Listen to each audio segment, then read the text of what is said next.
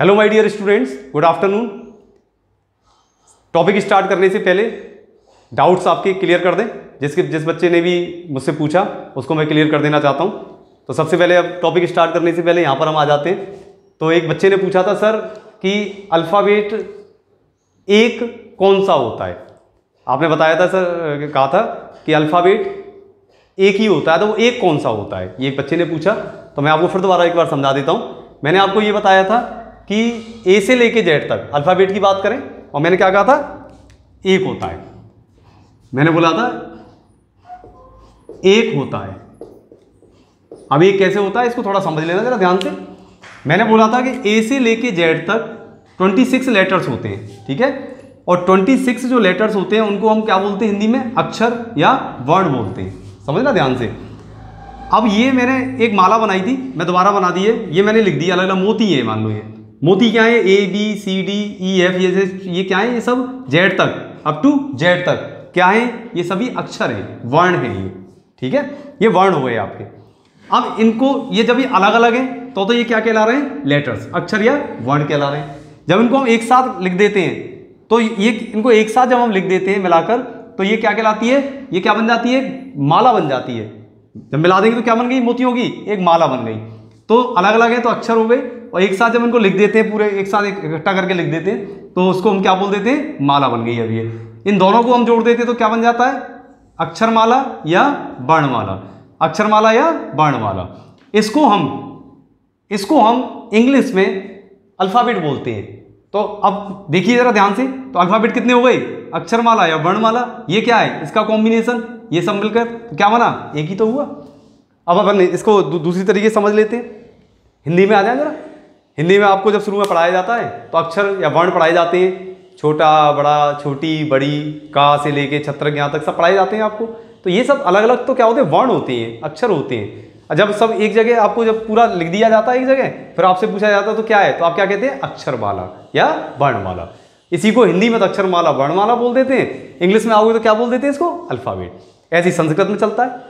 ऐसी आपका बात करें तो उर्दू में आ जाइए या किसी पंजाबी भाषा में आ जाइए, जहाँ पर भी जो भी लैंग्वेज अपनी चलती है उसमें इसी तरीके से आपको एक अल्फ़ाबेट मिलेगा। तो अल्फ़ाबेट पर्टिकुलर एक नहीं होता कोई सा कि मैं आपसे कह दूँ कि ये अल्फ़ाबेट है और ये अल्फ़ाबेट है। इस सबसे पहली बात तो आपको ये ध्यान रखनी है, ठीक है। अच्छा, एक जो दूसरा जो डाउट आपका आया था, वो डाउट और एक बार मैं आपको क्लियर कर दूं। उसमें ये आया था कि एक जो वर्ण होता है, खाली एक जो, जैसे ए है, खाली ए है, तो उससे एक वर्ड कैसे बन जाता है, यानी एक लेटर एक वर्ड कैसे बना देता है। तो कहने का मतलब क्या था, वर्ड का मतलब क्या होता है, शब्दों का समूह होता है। तो एक लेटर एक वर्ड कैसे होगा, जैसे मैंने बोला he is a very good teacher. अब देखिए यहां पर मैंने बोला था सेंटेंस की डेफिनेशन क्या होती है, शब्दों का समूह, कलेक्शन ऑफ वर्ड्स जो हमें कंप्लीट मैसेज दे दे। मैसेज पूरा मिल रहा है कि वह एक बहुत अच्छे अध्यापक हैं। अब यहाँ पर आप आ जाइए, ये देखिए, ये देखें यहाँ पर, ये एक शब्दों का ये सब समूह चल रहा है, लेकिन यहाँ पर तो ये एक लेटर ही तो है। लेकिन एक लेटर भी हमें क्या दे रहा है, एक लेटर भी हमें क्या देता है, पूरा अर्थ दे रहा है, नहीं दे रहा है भाई। शब्दों का समूह है तो एक शब्द, दो शब्द, तीन शब्द, चार, पाँच, 6 शब्द हैं इसके अंदर, 6 वर्ड्स हैं इसमें, है या नहीं है। कैसे होंगे, जब वो हमें अर्थ पूरा दे दे। तो देखो इसका समझ में आ गया, इसका समझ में आ गया, तो इसका भी तो समझ में आ रहा है। एक जब जैसे इसका अर्थ समझ में आ गया एक, तो ये क्या बन गया, एक वर्ड बन गया, ठीक है ना। और हम बात करें कि एक वर्ड एक सेंटेंस कैसे होगा, इसको भी आप ध्यान से समझें। एक वर्ड एक सेंटेंस कैसे हो जाएगा, जैसे मैंने क्वेश्चन किया, are you going to school today, क्या आप आज स्कूल आ रहे हैं, क्या आप आज स्कूल आ रहे हैं। आपने कहा यस सर, आपने जैसे कहा यस, तो जैसे आपने यस बोला, यस बोलते ही मेरी बात समझ में आ गई कि आप क्या कहना चाह रहे हैं, आ रहे हैं या नहीं आ रहे हैं। आपने नो बोला तो भी समझ में आ जाएगा, यस बोला तो भी समझ में आ जाएगा। और यदि आपने बोला sure, definite sir, sure sir, तो भी समझ में आ जाएगा। इसका मतलब मुझे समझ में आ गया। तो ये क्या है, ये क्या है, ये वर्ड ही तो है, ये एक वर्ड ही तो है यहाँ पर, लेकिन अर्थ पूरा दे रहा है। पूरा अर्थ मेरी समझ में आ गया, और जिसका पूरा अर्थ समझ में आ जाता है, जो कंप्लीट मैसेज देता है, वो क्या हो जाता है, एक सेंटेंस हो जाता है। इस तरीके से एक लेटर एक वर्ड हो जाता है, और एक वर्ड बराबर एक सेंटेंस के हो जाता है। ठीक है ना, तो ये पॉसिबल है, ये संभव है, इसको आप ध्यान से समझें।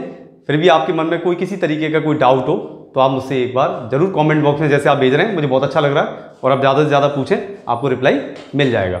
एक और डाउट आया आज, मैंने पढ़ा उसको, तो उसमें डाउट ये था कि सर 10th क्लास के सिलेबस में हमारी जो चीज़ें आप पढ़ा रहे हो 10th के सिलेबस में नहीं है। तो मैंने पहले दिन जब मैंने स्टार्ट किया था तो मैंने एक बात कही थी आपसे कि जो बेसिक्स होती हैं ये लाइफ टाइम काम आती हैं आपके।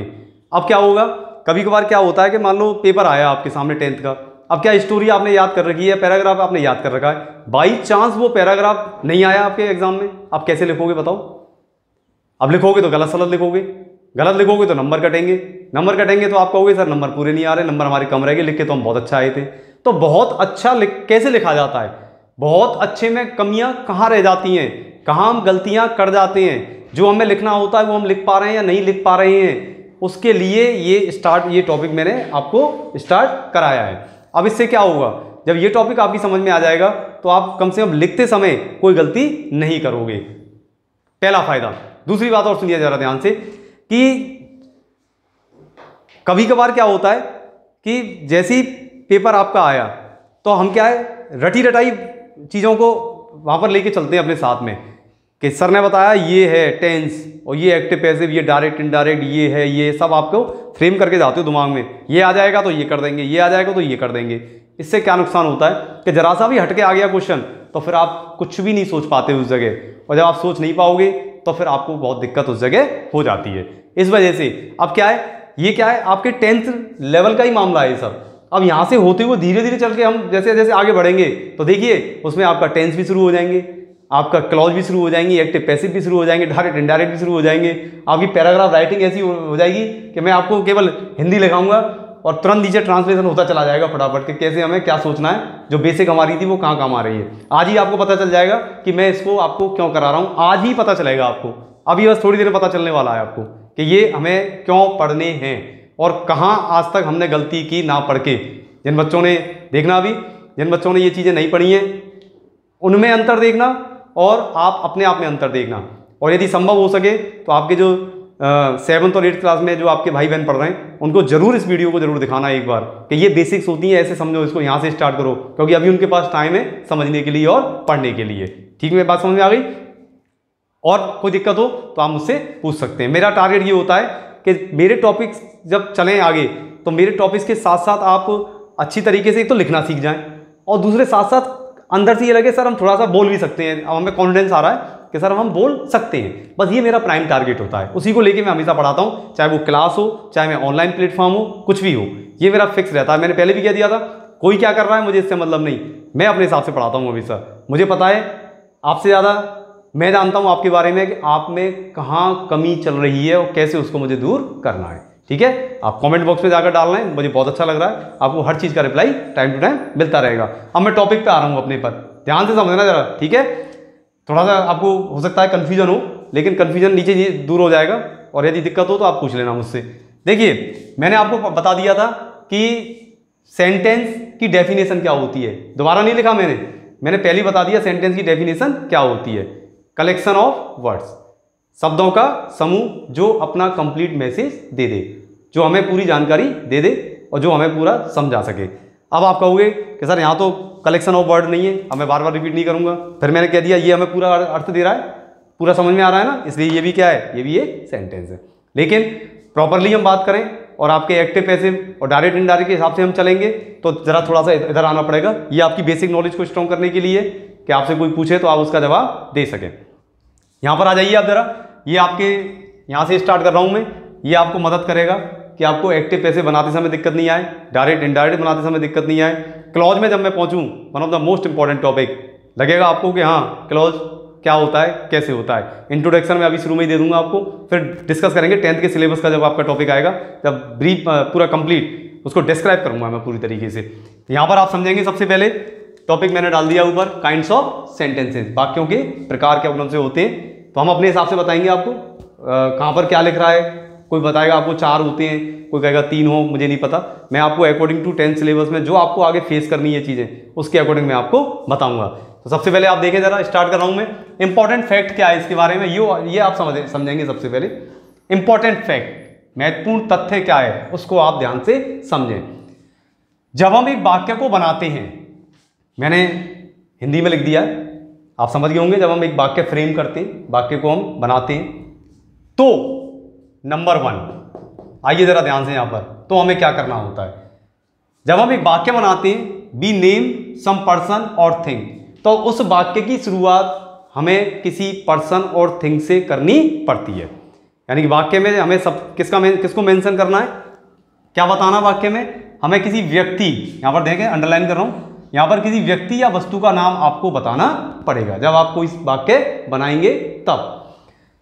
पहला पॉइंट क्लियर हो गया, यानी कि ये या तो ये आ जाए या फिर ये आ जाए, कुछ भी आ जाए, बी नेम, उसका नाम हमें वहां पर लिखना पड़ेगा। कोई भी चीज आ जाए उसको हम नाम देंगे, कुछ बताएंगे, जैसे राम, मोहन, ये नाम दे दिया हमने, या फिर हमने बोल दिया टेबल, नॉन लिविंग में हम गए, जैसे हमने बोल दिया कि मार्कर है, इसके बारे में बता रहे हैं, टेबल के बारे में बता रहे हैं, या किसी कमरे के बारे में हम लिख रहे हैं, किसी स्कूल बिल्डिंग के बारे में लिख रहे हैं, तो क्या करेंगे हम नाम देंगे उसका कि ये क्या है, इसका नाम, किसके बारे में हम सेंटेंस हम स्टार्ट करने जा रहे हैं। दूसरे नंबर पे आ जाइए, ये कहता है हमसे कि से समथिंग अबाउट दैट पर्सन और थिंग। जब आप पर्सन और थिंग के बारे में मेंशन कर दो तो फिर उसके बारे में जानकारी दो, फिर भाई सेंटेंस अभी तो बनेगा। आपने कहा कि राहुल मेरा बहुत अच्छा मित्र है। अब राहुल जैसे आपने बोला तो खाली राहुल से समझ में आ जाएगा किसी के, राहुल तो बहुत है राहुल, लेकिन आपने आगे क्या बोला, राहुल मेरा एक बहुत अच्छा मित्र है, तो आपने तुरंत क्या किया, सेकंड पॉइंट पे आ गए अब कि से समथिंग अबाउट दैट पर्सन और थिंग। यदि आप व्यक्ति के बारे में बात कर रहे हैं तो व्यक्ति के बारे में बताओ, थिंग के बारे में बात कर रहे हैं तो थिंग के बारे में समझाओ, उसके बारे में आपको जानकारी देनी पड़ेगी। समझ आ गई। अब कभी कभार क्या होता है, मान लो जैसे यहाँ तो तुम्हारी समझ में आ गया यस और नो, और खाली मैं यदि कह दूँ आपसे कि माई मार्कर, और मैं कह के चुप हो जाऊँ माई मार्कर, अब आप कहोगे सर हमारे समझ नहीं आ रहा क्या कहना चाह रहे हो मार्कर के बारे में, कंप्लीट हो गया कि सेंटेंस नहीं हो पाया। मैंने नाम तो दे दिया माई मार्कर, मैंने नाम तो दे दिया my marker, my pen, my book, लेकिन आगे मैं कुछ कह नहीं रहा हूँ आपसे, तो आप यूँ कहोगे सर आप क्या बताना चाह रहे हैं हमें, मार्कर के बारे में बताइए, कुछ आगे तो बताइए, बुक के बारे में बताइए सर, किसी के कुछ बोलिए तो सही। मैंने कह दिया माई मोबाइल और मैं चुप हो गया बिल्कुल। आप कह रहे हैं सर मोबाइल तो हमारे पास ही, सर आप क्या कहना चाह रहे हैं हमसे, तो मैंने नाम तो दे दिया, देखो नाम तो मैंने दे दिया, ये देखिए ये नाम तो दे दिया मैंने, लेकिन इसके बारे में कुछ जब तक मैं बोलूंगा नहीं तब तक मेरा सेंटेंस पूरा नहीं होगा। इसलिए सेंटेंस की जो रिक्वायरमेंट है वो क्या कहती है, सबसे पहले तो आप किसी पर्सन और थिंग का नाम मेंशन करें, नाम दो उसको, और नाम देने के बाद उसके बारे में कुछ कहो, उसके बारे में कुछ बताओ। तो देखिए कैसे बताना पड़ेगा, ये लाइन सेकंड पॉइंट हो गया, से समथिंग अबाउट दैट पर्सन और थिंग, उस व्यक्ति के बारे में, वस्तु के बारे में से कुछ कहें, नाम दें किसको, पर्सन और थिंग को, ठीक है, नाम देना है इनको जो भी है, इसके बारे में क्या कहना है, फिर कहना है से समथिंग, कुछ कहो, किसके बारे में, पर्सन और थिंग के बारे में कुछ बताओ। अर्थात अब इसको मैंने हिंदी में लिख दिया है, नीचे इंग्लिश वही बनेगी जो मैंने अभी बोली है, ऊपर जो पॉइंट्स लिखे हैं अब इसको कन्वर्ट किया है मैंने हिंदी में, ध्यान से सुनना जरा।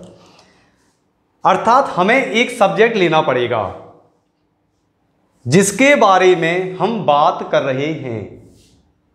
पूरा बोल दिया मैंने, मैं रिपीट क्या करूं, आपकी समझ में आ गया होगा। हमें एक सब्जेक्ट लेना पड़ेगा जिसके बारे में हम बात कर रहे हैं, और उस सब्जेक्ट के बारे में बताने वाला प्रेडिकेट भी लेना पड़ेगा, हमें प्रेडिकेट भी लेना पड़ेगा। ये नई टर्म आ गई आपके लिए थोड़ी सी, अभी इसको क्लियर कर देंगे क्या होता है। तो देखिए सबसे पहले सब्जेक्ट लेना पड़ेगा, और जिसके बारे में हम बात कर रहे हैं उसके बारे में, उस सब्जेक्ट के बारे में बताने वाला प्रेडिकेट भी लेना पड़ेगा। क्लियर हो गया, काफी कुछ समझ में आ गया होगा। अभी यहां से क्लियर कर देते हैं। प्रेडिकेट की बात करें, इधर आ जाए जरा, प्रेडिकेट कौन बताएगा, कोई बता सकता है आप में से प्रेडिकेट को हिंदी में क्या कहते हैं? बहुतों को पता रहती है, बहुत से बच्चों को पता रहती है। विधेय, हिंदी में इसलिए जा रहा हूं कि हिंदी आप ज्यादा पढ़ते हैं। विधेय हो सकता है लिखने में मैं इंग्लिश का हूं, इंग्लिश हिंदी में दिक्कत हो गई हो, देख लेना। विधेय, और सब्जेक्ट को हम हिंदी में बोलते हैं, इधर आ जाए, उद्देश्य, उद्देश्य और विधेय, ये हिंदी टर्मिनोलॉजी है इनकी, हालांकि मुझे यूज नहीं करनी थी, फिर भी मैंने कोशिश की है थोड़ा सा समझाने की आपको। शायद हिंदी में आपके सामने आई होगी, हिंदी वाले सर ने भी आपका टॉपिक चल भी रहा है इसी तरीके का, वो समझा रहे हैं, मैंने देखा था एक बार लेक्चर उनका सुना था, तो वो समझा रहे हैं आपको इसी तरीके से, क्रिया वगैरह चल रही है उनकी, और आपके सामने भी क्रिया इंग्लिश में भी आएंगी। तो उद्देश्य विधेय बोलते हैं इसको, इतना मुझे पता है। अब ये होता क्या इंग्लिश में क्या होता है जल्दी समझ में आ जाएगा आपके, तो देखें जरा ध्यान से। दो सेंटेंसेस हैं, ध्यान से समझना जरा। राम ईट्स अ मैंगो, सबसे पहले तो मैंने नाम दे दिया भैया, देखो जरा, सबसे पहले मैंने क्या दे दिया, नाम, नाम दो भाई, नाम, राम, क्या हो गया, चलो और इसका तरीका बता देंगे आसान, सब्जेक्ट कैसे फाइंड आउट करते हैं, ठीक है। राम, अब राम क्या करता है, ईट्स, खाता है, एक क्या खाता है, आम खाता है, तो क्या अर्थ हो गया, राम के बारे में क्या जानकारी देना शुरू कर दिया। सेकंड पॉइंट क्या कहा आपने, राम नाम हो गया, ईट्स अ मैंगो, एक आम खाता है, हो गया। अब जब ये दोनों कॉम्बिनेशन मिले, ये मिला और ये मिला, तो इन दोनों के कॉम्बिनेशन से एक क्या बन गया, हमारा पूरा सेंटेंस बन गया, ठीक है। यहां पर आइए, ही दे दिया, नाउन हो चाहे प्रोनाउन हो। अब काइंड्स ऑफ सब्जेक्ट में चलेंगे, जब बताऊंगा मैं आपको, काइंड्स ऑफ सब्जेक्ट भी है, मैंने कहा ना सब कुछ में यही है मेरा, सब्जेक्ट है तो कौन कौन से हैं, क्या मानते हो आप सब्जेक्ट को, होते क्या है, अगले टॉपिक में देखना जरा ध्यान से, जब टॉपिक आएगा जब समझना सब्जेक्ट क्या होता है, क्या काइंड्स होते हैं, कैसे सब्जेक्ट समझा जाता है। अभी तक तो आपको ये लग रहा है कि सब्जेक्ट तो राम मोहन सोनी हो जाते, ही सी टी सब्जेक्ट है, अभी देखना आप सब्जेक्ट क्या होता है। तो राम यहाँ प्रोनाउन आ गया, हो सकता था एक और नीचे में एग्जांपल देता तो मैं किसी नॉन लिविंग के बारे में बता देता, वो थिंग हो जाती, ठीक है। तो मैंने दोनों ही लिविंग में रखे, यहाँ प्रोनाउन दिया है, यहाँ प्रोनाउन दे दिया है। ही, उसने, गेव हिम, उसने उसको दी, अब बुक क्या दी, एक किताब दी, तो ये मेंशन कर दिया, इसके बारे में जानकारी ये दे दी कि उसने उसको एक किताब दी। अब आइए जरा कि प्रेडिकेट क्या होता है, कैसे पता करेंगे हम प्रेडिकेट क्या होता है।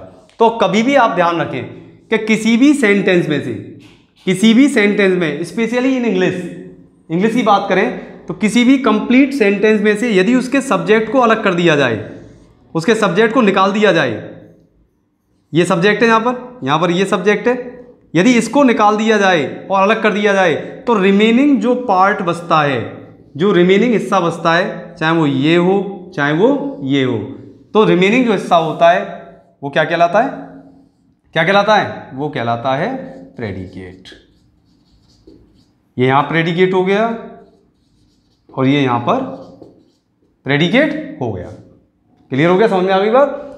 अब एक और चीज मैं आपको यही समझा दूं कि प्रेडिकेट की बारे में बात करें तो देखो, जैसे तराजू है, तराजू होती है, तो तराजू में जब हम कुछ नहीं रखते हैं तो बैलेंस रहती है एकदम, है ना, बिल्कुल बैलेंस होती है इस तरीके से।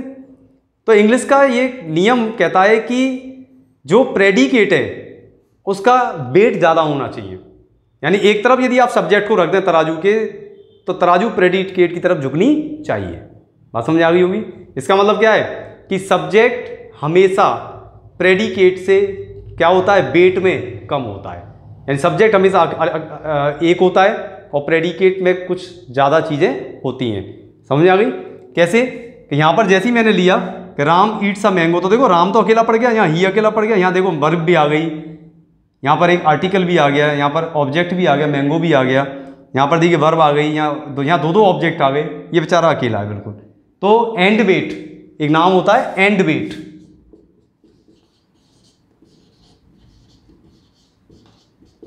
तो एंड वेट का मतलब होता है प्रेडिकेट, यानी कि किसी भी सेंटेंस का एंड वेट ज्यादा होना चाहिए। एंड वेट का मतलब क्या हो गया, इनडायरेक्टली हम किसकी तरफ इशारा कर रहे हैं, प्रेडिकेट की तरफ हम इशारा कर रहे हैं कि एंड वेट हमेशा ज्यादा होना चाहिए। नियम नहीं है, कोई नियम नहीं है भैया, तुम सोचो नियम बना दिया मैंने, ये नियम नहीं है।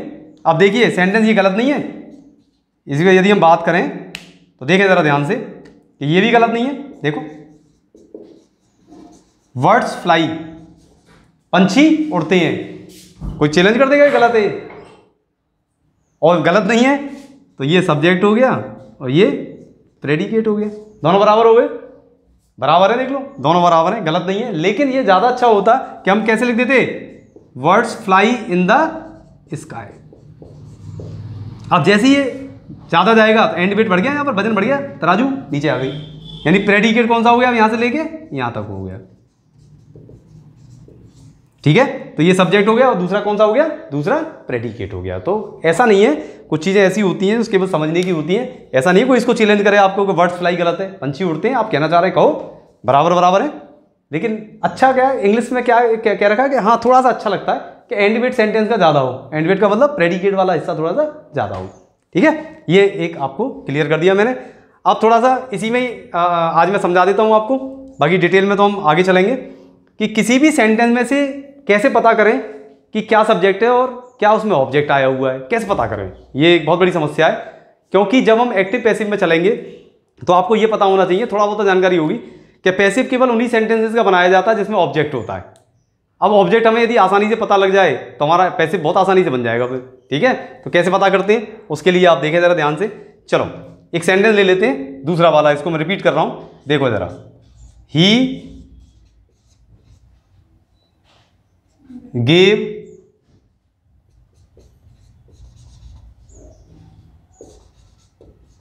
him a book, उसने उसको एक किताब दी। अब पता करना है हमें। अब जैसे कोई कह दे कि पैसे बनाइए इसका, तो आप अब देखिए सभी स्टूडेंट एक से नहीं होते, कुछ हमारे बेचारे ऐसे स्टूडेंट्स भी होते हैं जो बहुत रूरल में भी रहते हैं और सरकारी स्कूल में पढ़ते हैं, तो उनको बड़ी दिक्कत आ जाती है कभी कभार। तो मैं तो बिल्कुल एकदम बेसिक लेके चल रहा हूँ इसी वजह से कि आगे आपको कोई दिक्कत नहीं हो। जब आप टॉपिक्स पर आए ना मेन पर, तो उससे पहले आप बिल्कुल रिलैक्स होकर चलें आगे। हाँ सर अब कोई दिक्कत नहीं, आप कराते चलिए। He gave him a book, अब हमें इसका पैसे बनाने को दे दिया जाए तो पहले आप एक काम करना, हमेशा कोई भी सेंटेंस आपके सामने आए सबसे पहले सब्जेक्ट और ऑब्जेक्ट निकाल लो उसमें से। कैसे निकालोगे, वर्ब को पकड़ लो आप। तो वर्ब कौन सी है, गेव, उसने दी, गिव की सेकंड फॉर्म है गेव, दी पास्ट में, ये क्या हुई यहां पर वर्ब। इसे क्वेश्चन पुट अप करो आप, क्वेश्चन पुट अप कीजिए। पहला कीजिए आप हु, दूसरा क्वेश्चन पुट अप कीजिए whom और what। जब आप क्वेश्चन पुट अप करोगे इस वर्ब से, तो जब जब आपको हु का जवाब मिलेगा, हु माने होता है कौन, तो जब जब हु का जवाब मिलेगा तो वो क्या होगा, सब्जेक्ट, और जब जब इनका जवाब मिलेगा वो क्या हो जाएंगे, ऑब्जेक्ट। ऑब्जेक्ट भी कैसे होगा, जब इसका जवाब मिलेगा, जब इसका मिलेगा तो वो ऑब्जेक्ट कौन सा होगा, इनडायरेक्ट ऑब्जेक्ट। इसका जवाब मिलेगा तो कौन सा होगा, डायरेक्ट ऑब्जेक्ट। तो कौन कौन से निकल के आ गए, डीओ और आईओ बराबर डायरेक्ट ऑब्जेक्ट, और एक हो गया आपका इनडायरेक्ट ऑब्जेक्ट। ठीक है, अब कैसे पता करोगे, कैसे निकल के आएगा, तो वर्ब से क्वेश्चन कीजिए आप, वर्ब से क्वेश्चन कीजिए। हु दिया तो किसने, किसने दिया, जवाब क्या मिला, ही, क्या हो गया, सब्जेक्ट हो गया। आगे समझिए, अभी ब्रीफ बेस चल रहा है शॉर्ट में, फिर आपको डिटेल में बताएंगे काइंड्स ऑफ सब्जेक्ट जब पहुंचोगे आप, जब देखना जरा। तो दिया तो किसने दिया, देने वाला कौन, कौन है, ही, क्या हो गया, सब्जेक्ट। दिया तो किसको, यदि उसने दिया तो किसको, क्या जवाब मिला, हिम, हिम क्या हो गया, आयु। दिया तो क्या दिया, क्या दिया, जवाब मिला आ बुक, क्या हो गई, डीओ। ये हो गया आपका डीओ, डायरेक्ट ऑब्जेक्ट। अब सुनना जरा ध्यान से, दो ऑब्जेक्ट आ गए, एक आईओ आ गया यानी इनडायरेक्ट, एक हो गया डीओ। तो जब एक्टिव पैसिव आपको बनाने की दिक्कत आती है तो उसमें आपको सबसे पहले ये पता करना होता है कि ऑब्जेक्ट कौन सा है। तो यहां निकल के आगे दोनों ऑब्जेक्ट। अब क्या होगा, अब नियम लग जाएगा पैसिव का आराम से। पैसिव का नियम क्या लगेगा, ऑब्जेक्ट को क्या बना दो, सब्जेक्ट। अब कौन से को बनाओगे, इससे बनाओगे या इससे बनाना पसंद करोगे, बताइए। आज आपको नई चीज बता रहे हैं, आप इससे बनाना पसंद करोगे या इससे, दोनों से बना सकते हो, दोनों से बना सकते हो। लेकिन ऐसा थोड़ा सा मानवीयता के नाते से हम बात करें, ह्यूमैनिटी की बात करें, तो देखिए ये तो लिविंग है ना भाई, तो सबसे पहले इसको लेके बनाए। लिविंग चीज मिल रही है तो आप नॉन लिविंग में क्यों जा रहे हो, तो लिविंग से बना लें। किसको लेकर बनाओ आप, आईओ को लेके, इनडायरेक्ट ऑब्जेक्ट को लेके आप हमेशा पैसे पहले, सबसे पहले प्रायोरिटी आप इसको ही दें, क्योंकि जब इसको प्रायोरिटी दोगे तो आपका पैसे बड़ा आसानी से बनेगा, और जब इसको प्रायोरिटी दोगे तो थोड़ा सा आपको एक्स्ट्रा देना पड़ता है, कुछ अलग लगाना पड़ता है। देखना जरा, आगे चलेंगे जब देखना, जब तक आप पढ़ लेना, आपने पहले सीखा हो तो वहाँ देखना जरा ध्यान से। तो मैंने इसको लेके बना दिया, लेकिन एक बात सुनिए जरा, ये मानवीयता के नाते तो ठीक है, ह्यूमैनिटी के नाते तो ये ठीक है कि हम इनको लेके पैसे बनाएं, लेकिन इंपॉर्टेंस इसकी ज़्यादा होती है भाई, ये ध्यान रखना। देखो हर टॉपिक देखिए कितने शानदार है, हर चीज़ की अपनी जगह खुद की इंपॉर्टेंस है। हिम की इंपॉर्टेंस यूँ है कि ये लिविंग है, और एज अ लिविंग ह्यूमैनिटी ये कहती है कि इसको लेके बना दें पैसे हम। पहले हम पैसे किसको लेके बनाएं, हिम को लेके बना दें, लेकिन इंपॉर्टेंस इसकी ज़्यादा है। सेंटेंस के अंदर डायरेक्ट ऑब्जेक्ट की इंपॉर्टेंस ज़्यादा होती है हमेशा, डायरेक्ट ऑब्जेक्ट की इंपॉर्टेंस ज़्यादा होती है। और जब वर्ब आप पढ़ोगे ना तो वर्ब के टॉपिक के अंदर देखना इसकी इंपॉर्टेंस कितनी ज़बरदस्त आएगी, आप देखना जरा ध्यान से। तो देखें जरा क्यों ज़्यादा है। इसमें से एक काम कीजिए, हिम को हटा दीजिए, हटाइए जरा हिम को, ये लीजिए मैंने हटा दिया। सेंटेंस समझ में आ रहा है क्या आपके? आगे समझ में, ही गेव अ बुक, उसने मुझे एक किताब दी, समझ में आ गया? चलो ठीक है, ये लीजिए दोबारा लिख देते हैं, हिम क्या है ये, आईओ। अब इसको हटा के देख लें एक बार, हटाइए जरा, ये लो, ये लीजिए हटा दिया। अब ही गेव हिम, उसने उसको दी, क्या अर्थ रह गया इनकम्प्लीट, कौन पूरा करेगा? ये लीजिए, कौन पूरा करेगा इसको? Direct object. किसकी इंपॉर्टेंस ज्यादा है, इनडायरेक्ट की डायरेक्ट की? क्या मतलब, क्या कंक्लूजन है? दोनों ही ऑब्जेक्ट की अपनी अपनी जगह इंपॉर्टेंस बहुत ज्यादा है, कोई कम नहीं है अपने आप में। ह्यूमैनिटी की बात करें तो इस पे आ जाइए, और वैसे बात करें तो देख लीजिए आपके सामने पूरा मैंने ब्रीफ कंप्लीट कर दिया, पूरा लिख दिया आपके सामने। इससे ज़्यादा माइन्यूट ऑब्जर्वेशन किसी भी टॉपिक का आप नहीं कर सकते, सबसे बड़ी बात यह है, ठीक है। माइन्यूट ऑब्जर्वेशन किसको कहते हैं हम? माइन्यूट ऑब्जर्वेशन का क्या मतलब है? चीज़ों को गहराई से समझना और उस लेवल पे समझ लेना जिससे कि कोई आपको चैलेंज नहीं कर सके, ठीक है। अब मेरा आगे का जो टॉपिक होगा अगले लेक्चर में, उसमें स्टार्टिंग हो जाएगी मेरी SVOC को एक्सप्लेन करने की। SVOC एक एक्सप्लेन करूंगा मैं पूरा, what is subject, what is verb, what is complement, what is adverb, ये सब एक्सप्लेन करूंगा आपके लिए, जिससे एक सेंटेंस आप पूरा बना सको। तो ग्रामर की डिमांड क्या कहती है? ग्रामर की डेफिनेशन क्या थी? सिंटैक्स, वाक्य विन्यास, और उसके बाद मॉर्फोलॉजी। सेंटेंस बनाना सीख जाओ, शब्द की इंपॉर्टेंस सीख जाओ कि शब्द की नेचर क्या है, उसकी प्रॉपर्टी क्या है, दोनों को आप लगा दीजिए उसमें, और लगाने के बाद आप अपना काम आसानी से करते चलिए, ठीक है। तो मेरा यहाँ तक का वो मैंने करा दिया है आपको, और किसी भी तरीके से आपको कोई यहाँ तक दिक्कत हो तो आप मुझसे ज़रूर डिस्कस करें। और एक चीज़ मैं और आपको बता दूँ कि लकी एजुकेशन की तरफ से आपके लिए, जैसा सर ने बता दिया, मैं भी आपको बता दूं कि उसमें उन्होंने ऐप आपके लिए लॉन्च किया हुआ है। उस ऐप के ज़रिए आप सभी प्रकार के सभी सब्जेक्ट्स के कोर्सेज आपको बड़ी आसानी से, और अच्छे लेक्चर्स हैं उनके अंदर, अच्छी तरीके से डिस्क्राइब किया हुआ है उनको, आप उनको बिल्कुल आप ले लें, ख़रीदें उनको। जो भी उनकी नॉमिनल कॉस्ट रखी है सर ने, इतना ज़्यादा महंगा नहीं है। आप ओवरऑल आप सर्वे करेंगे तो ये बहुत नॉमिनल चार्जेज हैं। आप देखिए ज़रा, किसी हम हॉस्पिटल में दिखाने चले जाते हैं, 1000, 1500, 2000 तो एक झटके में डॉक्टर बिल बना देता है।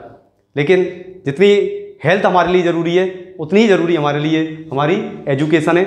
फिलहाल सर ने साइंस और SST का जो कोर्स है वो आपके लिए अवेलेबल करा रखा है ऐप पर। मैं पर्सनली आपसे कहना चाहता हूँ कि आप उसको ज़रूर आप परचेज करें।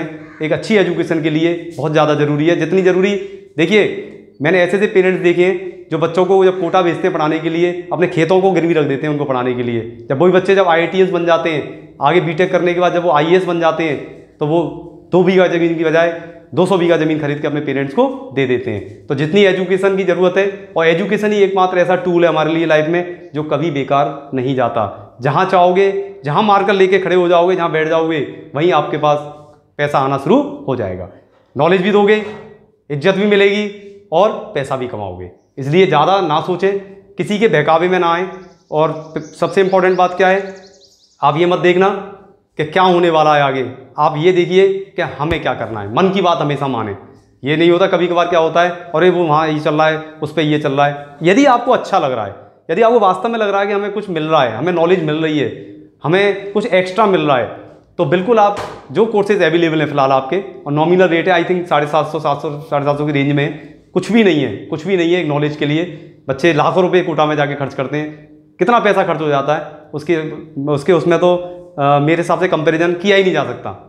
मतलब कहीं कंपैरिजन है ही नहीं दूर दूर तक। 750 रुपये और इसका तो कंपैरिजन दूर दूर तक नहीं है लाखों रुपये का।